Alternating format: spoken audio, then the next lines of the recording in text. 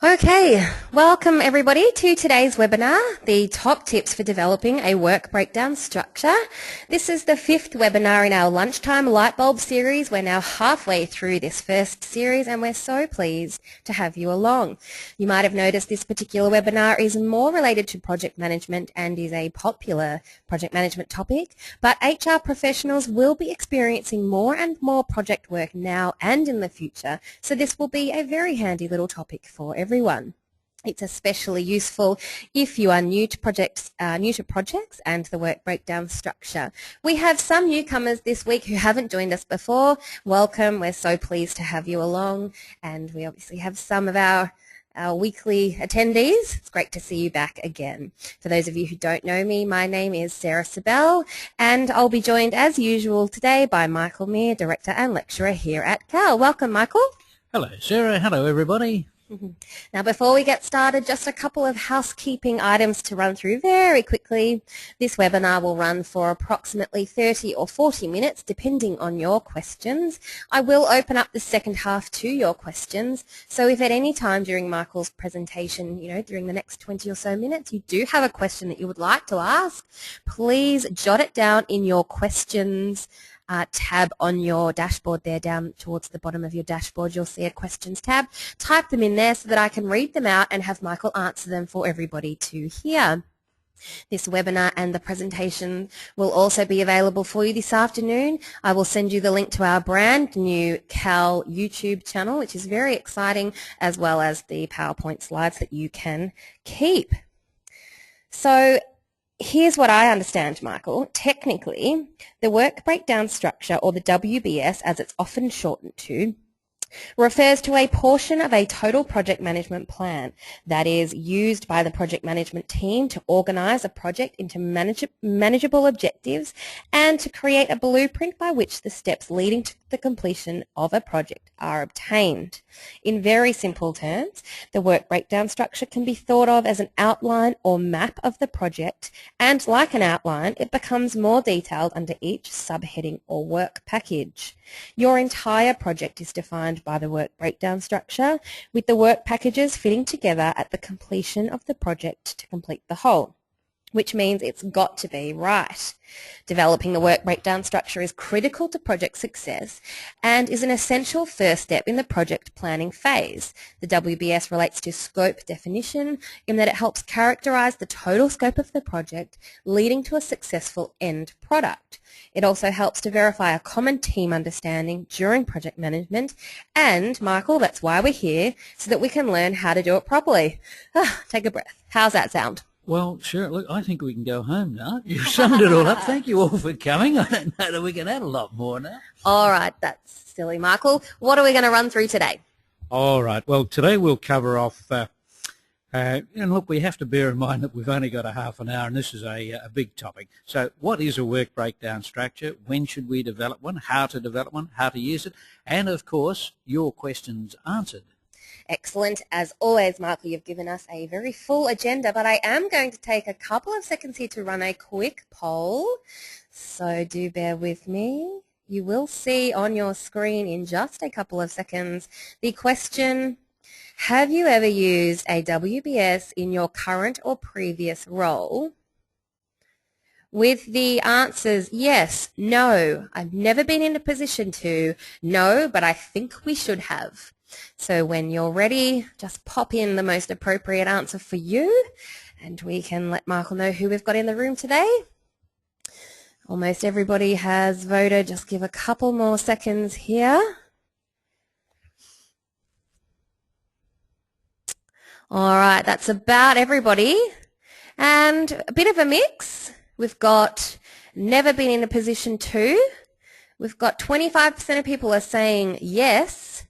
And we've, interestingly enough, got about 20% of people saying no, but I think we should have, which is very interesting for you, Michael.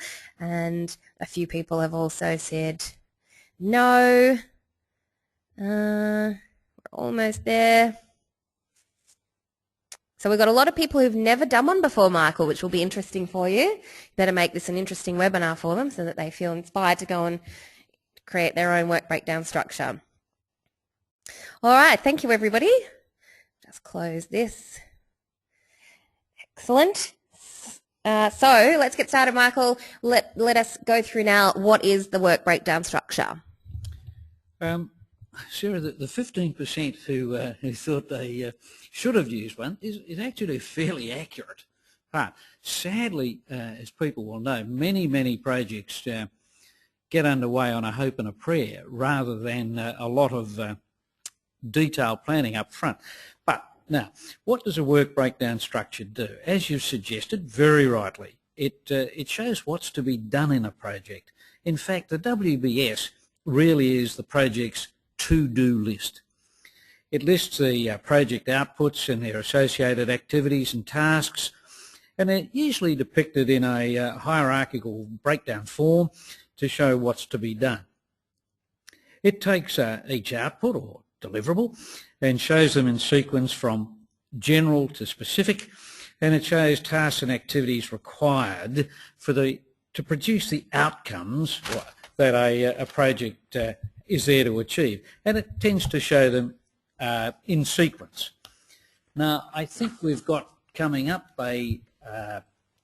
here we are. Here's the famous Huck's worked out breakdown structure, and you can see how the tasks, or the higher order tasks, the planning, design equipment building, etc., these deliverables or outputs are then broken down into associated activities. The tasks underneath them would be developed for each activity. It sets out the scope of the work required to produce the project. Very importantly, it shows what's in and can, very importantly, to show what's not in. And that's a very important data. Look, we'll come back to that Huck's diagram in a minute or so, but for the moment, let's get on with the basics of preparing the WBS. So, Michael, you've put up here that the WBS can often be like the project recipe, which is a nice way to think about it. Before we get into the proper details of how, perhaps we could quickly explain why do we need the work breakdown structure in the first place, Michael? Sarah, there's, again, a lovely old adage. Failing to plan is planning to fail. And very much the work breakdown structure is a vital part of that planning. Crucially, it's important to start the plan, but also it's very, very important really to spend the time to get it right. We have to avoid the pressure just to get started. That's sowing the seeds of disaster. Now, a WBS is to develop, and I'll just go through a recipe here for you if I can. It defines what needs to be done in the project and the order in which the activities and their tasks should be completed. It determines what resources are required, when they'll be required, or in project terminology, allocated. It defines tasks that can be delegated and the skill sets required to complete them. The work breakdown structure is also a key document to be shared amongst the people who are involved in the execution of a project so it can confirm a common understanding of the scope of work across the whole project. It helps identify project milestones.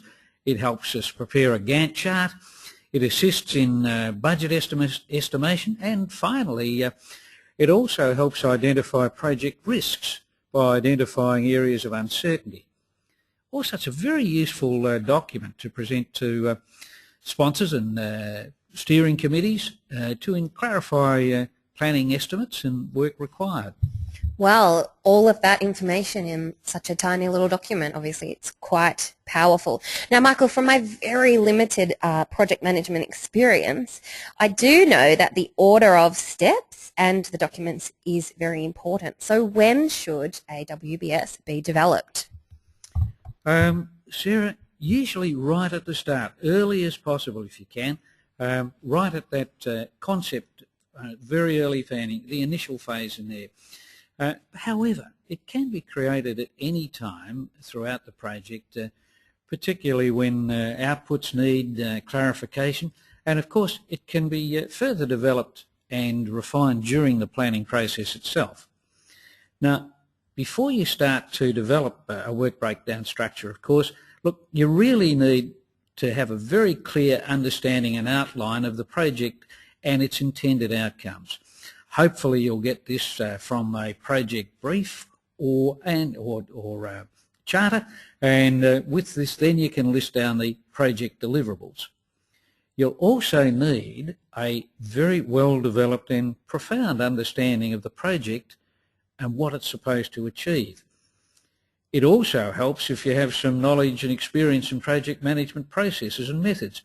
But in reality, like a recipe, anyone with a logical mindset can put together a simple work breakdown structure by following the steps that we'll run through now.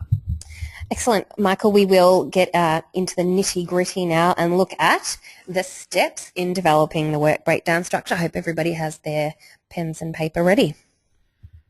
A work breakdown structure can be created any way you like, through listing, then grouping and then sequencing outputs, the project activities and tasks required to successfully deliver a project.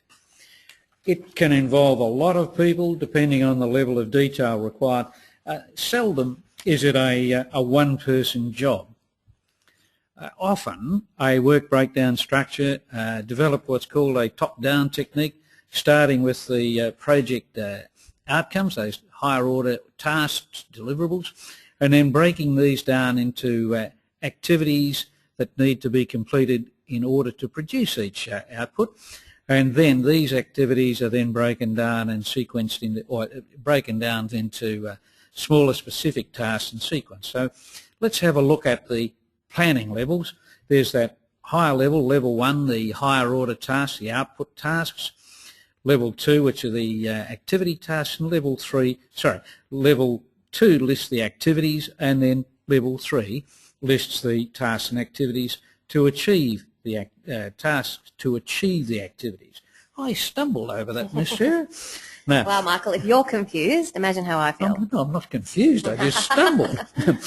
As I mentioned earlier, look, the development of a work breakdown structure can be quite labour intensive, but best results are often included when we assemble a good project team, as well as our subject matter experts, people with experience in previous projects, and people with experience in delivering similar types of deliverables themselves. One of the most effective and efficient ways of getting a work breakdown on structure on paper is to use brainstorming techniques where everybody in the room contributes their ideas. As a first step, you get participants to look at all the outputs and generate the outputs, activities, tasks that they can think of. Then record them all on a whiteboard or electronically if you're doing this remotely. It's the process of ideas generation that very often triggers new ideas, and with a broad and disparate group you can be reasonably sure that you're going to get a full complement of ideas of all the tasks and activities on the project. Now, to do this work, it's important that you let it run without interruption. So the first idea is to get all the ideas on the board. Then, once the initial brainstorming is exhausted, then you can start to organise them. Not before, into their various groups and activities. Yes, I'm sure we've all been involved in brainstorming. And the other day I was involved in a session with a group online. It was quite a large group actually. And we used a brainstorming tool that made it really very easy. But what about when you have a smaller group or it's really just you? I'm sure that many of our participants today are struggling to get started with their first work breakdown structure and are finding it hard to even identify that first line of outputs. Can you suggest a way to make this easier for them, Michael?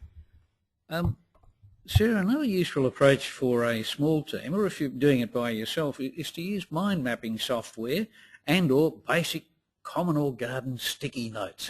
Good place to start. Now, for this technique, you need to write down each task on a separate note or brainstorm with the project team to find out the outputs, activities and tasks, etc. needed to complete it. Then you you post these notes, or even pen and paper. You can move your ideas around. You can put them on a whiteboard and move them around. You start to list your ideas, and then in turn they'll give you new ideas so that they can generate a whole lot of new lines of thought that you might otherwise not have thought about. Mind mapping software is terrific as a tool to help you here. So just keep going until you've identified the key activities and outputs. Then you can start to identify the tasks and activities involved. You write these on the sticky notes and place them around each output. Now, it's important to note that tasks and their lists will vary in size. What's important first up is you start to work around them, building like a fishbone the various activities that are involved in all of those in their logical groupings and logical sequence. Then that technique starts to make a lot of sense. So try to break them down into 2 levels, larger activities and their associated smaller tasks, and move the notes around and keep adding more until a structure emerges. Then you can start to break down each output into sequential smaller units of work and activities, and these are all the things that needed to get done in order to produce the output. Then you can sequence them by the order in which they need to be started. At this activity level, it's quite common that there are 5 to 7 activities for each output. Each output is then broken down sequentially into smaller packages or tasks required to perform the activity. This is known as the task level. Now, once you've worked them out, the outputs and activities then can be broken up into work packages, and then these can be entered into the work breakdown structures. There are a number of ways and different ways that you can, of course, display your work breakdown structure. Some project managers use lists and tables, whilst others use a tree structure or outline, as you can start to see here. Outlining is one of the easiest ways of representing a work breakdown structure. However, most people really use a hierarchical structure or diagram. Look, once you've had your initial run through with the work breakdown structure, you need to go back then and review the list to check that all the activities and tasks seem appropriately grouped in terms of their complexity. For example, a task might be so complex that it needs to be considered an activity in its own right. Look, this is a judgment call. There's no real formula for determining at what level a unit of work should sit. Okay, Michael, that's all very well. I think I'm starting to get it now, but perhaps we could walk through an example so I can see exactly how it works. Sarah, many of people today will be doing project management online, so they might be well familiar with the HUX case study that we showed you one format of it briefly at the start of the webinar. Now, for those of you who haven't seen HUX case study, the case study is HUX Building for the Future. Now, let me give you a brief overview of it. HUX is a woodworking plant on the outskirts of a major city. The business is doing very well and it needs to expand its manufacturing capability, and to do so they want to construct a newly air-conditioned plant extension beside the existing plant. Now, the new extension includes the procurement and installation of dust-free plant paint and finishing shop, complete with an additional compressor. Part of this project will also include the procurement and installation of an AutoCAD woodworking production train, including the computer hardware and purpose-designed software required to run it. So, if we looked at the physical deliverables or physical outcomes that have got to be achieved, the construction of the new extension, the procurement and installation of a dust-free plant and finishing shop with the associated compressor, the procurement and installation of an AutoCAD woodworking production chain, including the computer hardware, procurement and installation of plant air conditioning, and the development of software for the AutoCAD woodworking production train. Now, one way to commence a WBS is to use these 5 deliverables as the higher order level tasks or outputs, so that you can see them here. Across that top line, you can see there are those. These are things that have to be delivered in order to achieve the project outcome. Now, the next step under that is to add in all the tasks that you can see related in the next diagram. So we start to populate under each of the higher order tasks.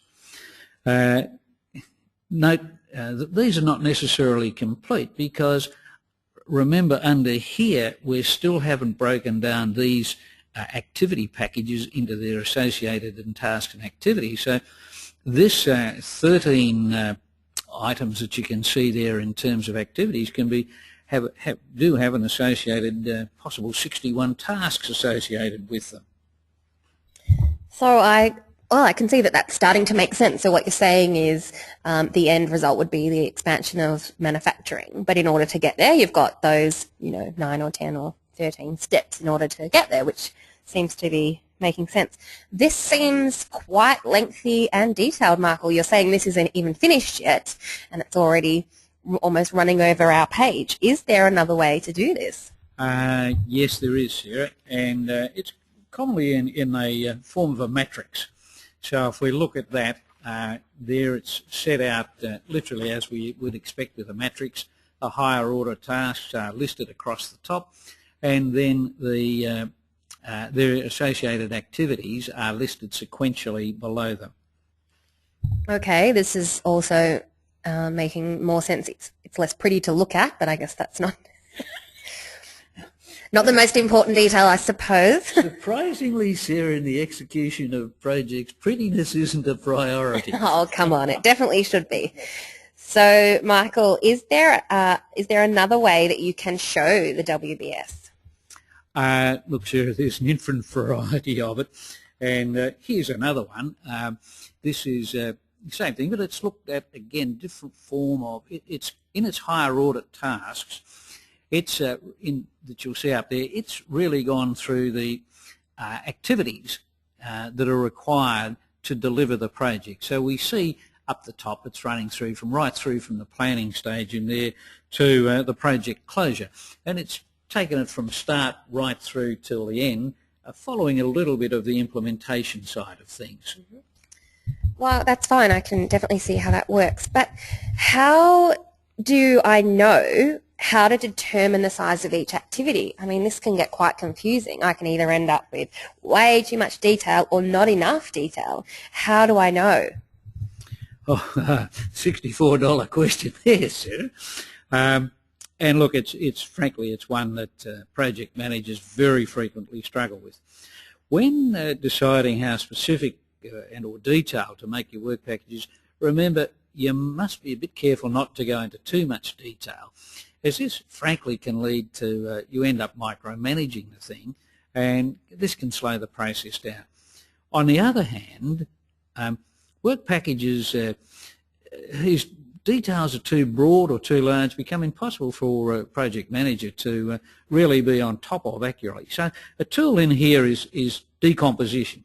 It's the act of breaking deliverables into successive smaller chunks of work to be completed in order to achieve a level of work that can be realistically managed by the manager and their project manager and their team, and completed within the given time frame by one or two of the team members involved. This level of breakdown and detail is called work packaging. They tend to be at the lower end of tasks. They're groups of similar tasks at similar levels in the project, and they're specifically assigned to a person or a team to be completed. They have a definite starting point, finishing point, their own budgets. They are required to be completed by the end of the project for it to be completed. Now, specifically, again, another $1 million question here, Sarah. You're running these past me. How small do these chunks of work need to be broken down to? Well, PMBOK seems to give doesn't seem to give a definitive answer on that, Most project managers, however, would agree that this varies by project, but it can be often measured using the 880 rule. The 880 rule is that no work package should be less than 8 hours or greater than 80.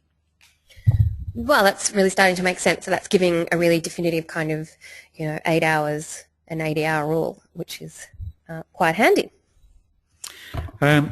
Sarah, we're moving through this, but I'm aware that it's taken a bit of time to get here. So here are some tips that I'd really like to share with you. First off, we have to prepare the list of tasks and activities. Now, to do this, we really need to see that the completion of each task or activities will result in the completion of an activity above it.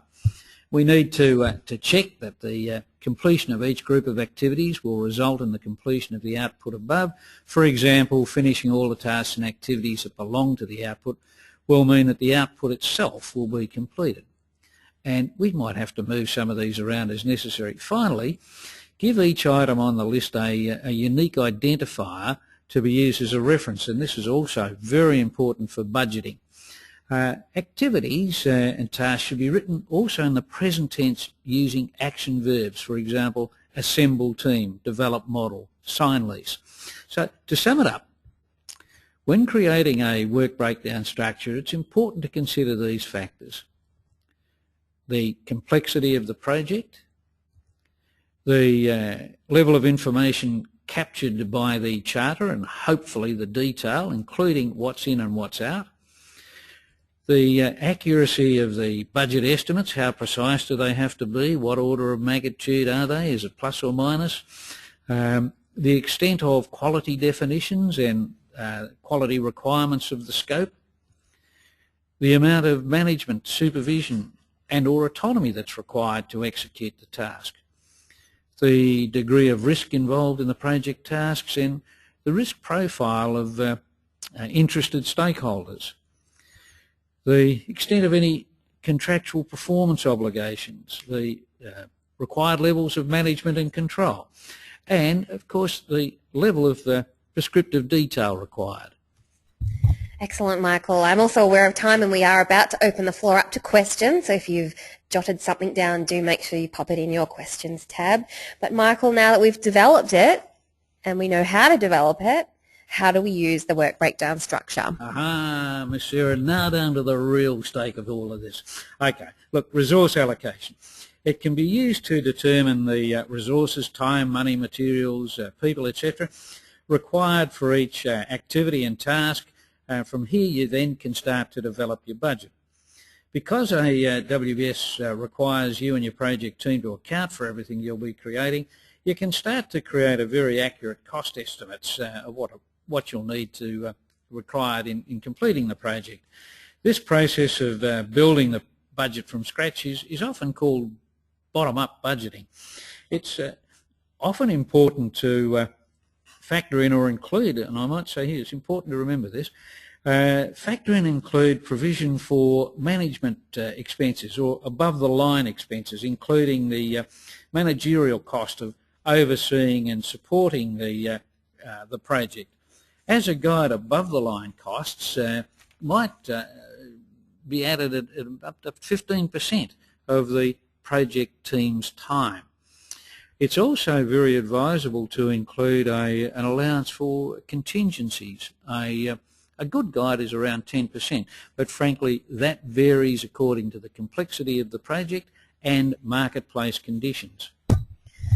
Well, excellent. Take a breath, Michael, because I'm about to ask you some questions as we move into the final phase here and we open the floor up to you.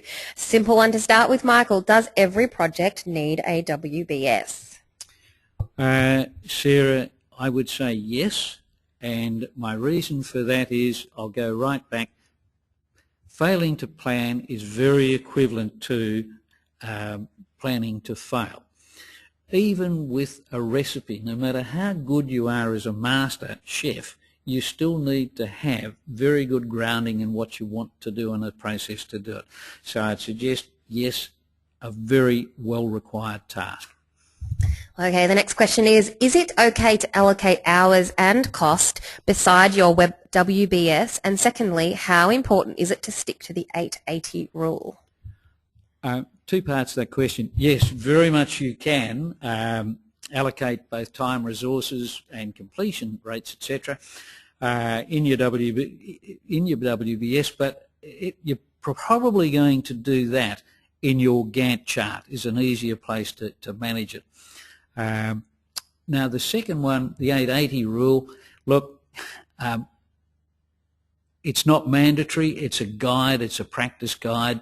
So again, you have to make a judgment call according to the complexity of the project and complexity of the task involved. Okay, excellent. The next question here is, how many levels should I aim for in my WBS? Well, it depends again on complexity, Sarah, but again, look, a 5 to 7 in terms of outputs, and in there they will have associated tasks with them. So once you start to get broader than that, you need to break it up into other chunks. It becomes a bit unmanageable there. Certainly if you're doing the desal plant, however, you've got a very complex project there. Excellent. And can I use the WBS as my schedule? Your WBS is a very important tool in determining your schedule, because from your WBS you'll work out how much time, that's duration, and how much effort, the resources, that you need to do it. And you'll need to factor those in when you're doing your Gantt chart. So it's a very, very useful tool to have. And we have one more here. I have noticed that MS Project puts the WBS in the column beside the Gantt chart. Is this how it should be presented? Well, a Gantt chart done by Mr. Gantt, by the way. No, he was a real man. I think his name was Henry Lawrence Gantt. There, miscellaneous information. Gantt chart, the horizontal line sets out time. The vertical line sets out the tasks and activities in sequence. And that vertical line is, of course, derived from your work breakdown structure. Excellent. So that just about wraps it up. And Luke has just asked if he can get a copy of the webinar because he's getting a lot of interference. Huge apologies there, Luke, if that's anything to do with us. Yes, you will get a copy of the webinar. We'll send you the link to the YouTube channel, and also I'll send you the presentation so that you can keep it. So that's about it for today. Thanks, Michael. You've taken us through lots of information there. So as I said, you'll have this to keep, which will be a great resource for you. If you have any topics, ideas, issues, or anything at all that you would like us to turn into a webinar, we love your suggestions. We'd love to hear from you. Our contact details are up on the screen now. You can have a look at our website, email us through, call us on the phone, or you can like us on Facebook. There's always a bit of information, a bit of action going on there. So thanks for today, Michael, and thanks to those of you who joined us. Thanks for those of you who came back again, and to those of you who this is your first time. I do hope you've enjoyed the 5th of our 10 Lunchtime Light Bulb Series webinar, and that you do now have a better understanding of how important the work breakdown structure is, and that you also you have a better understanding now of how to create and use one. Thanks, Michael. Thank you, Sarah. Thank you, everybody. Thanks, everybody. Have a lovely weekend. We'll see you next week.